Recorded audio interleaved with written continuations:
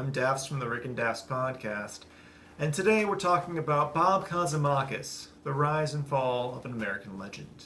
100 days after he lost the election, by a large margin, we catch up with some of his supporters and possibly the man himself.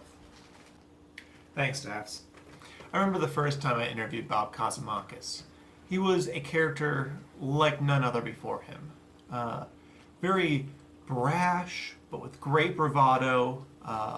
Definitely somebody who you feel could get really close to, especially when he was talking. Overall, the problems arising from his campaign seemed pretty apparent from the get-go. But as time went on, we became more and more distressed. So we're joined here with Bob Kazamakis' only intern. Can you tell me your name and how you came about working for Bob? Well, my name is Carol, and I'm from Wisconsin. Go Packers! And, I just came out here because I really believe in Mr. Kazamakis' mission. I mean, beachfront property is such a hot commodity these days, and Alaska has so much of it. I mean, it just made sense. So speaking of Alaska, Bob has come under some hot water, pardon the pun, in his new plan to combat global warming. How do you feel about that? Well, I think it makes perfect sense to me. I mean, if you think about it, there's lots of ice in Alaska, and I mean, whenever I open my freezer at home, I go, whoa, that was cold. So, it's just like that, but bigger. Is the metronome bothering you? No, that's totally a normal thing. Mr. Kazamakis says it helps him think. He's such a brilliant man. So tell me a little bit more about the work you've been doing. Well, I've been working for Mr. Kazamakis for about 29 weeks. I thought there'd be a little bit more envelope stuffing and, righteous anger, that sort of thing. But, the work is really, you do whatever work is necessary. Be the changed. So I clean a lot for him and, make him sandwiches. And Cheryl! it's Carol. Yes, Mr. Kazamakis? Have you seen the letter I've been writing to President Kennedy? I don't think I've seen this latest draft. Okay, I will continue to search the area. He collects all sorts of things. He's a very good writer. My country tales of the sweet land. So I know Bob Kazamakis kind of on a different level. He's actually my next door neighbor. Really nice guy, really sweet.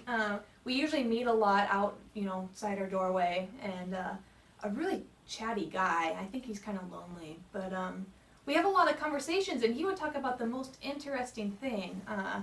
Cute little demented guy there. I also really like his caretaker, Meryl. She's really nice, does a lot of things for him. But the interesting thing about him is that he was sharing these stories about moving Alaska and running for office, and I didn't think much of it until I was re-listening to my favorite podcast. And all of a sudden, I find out he's being interviewed. And then I realize people are actually considering him for office. I mean, I just couldn't believe it. Rise and fall of Bob Kazamakis? Yeah. Was there even really a rise? There's a small rise. There's like a gradual incline into a handicapped shower stall. It reminded me of Disneyland. Things were wild and crazy, but I didn't want to leave. Mm-hmm. And the workers were underpaid. Yeah, exactly like Disneyland. And they couldn't break character. Yeah. It was a real bummer when he lost by Yeah. a landslide. He went dormant for that first 100 days. Well, it was a real bummer for us, too, because he was basically, he was a large listener audience. Mhm.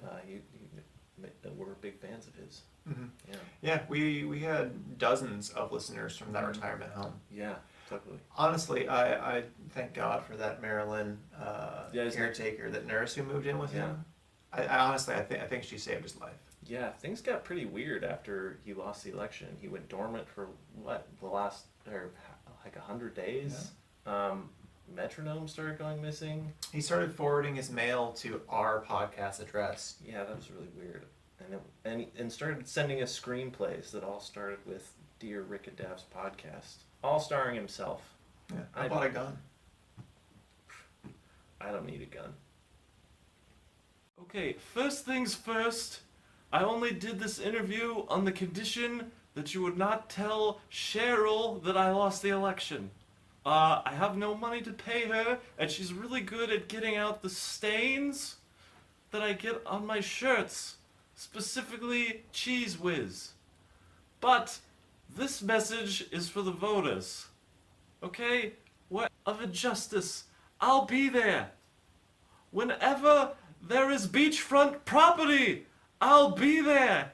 And most assuredly, whenever there is another election, I'll be there. Bob Kazamakis, 2018, baby!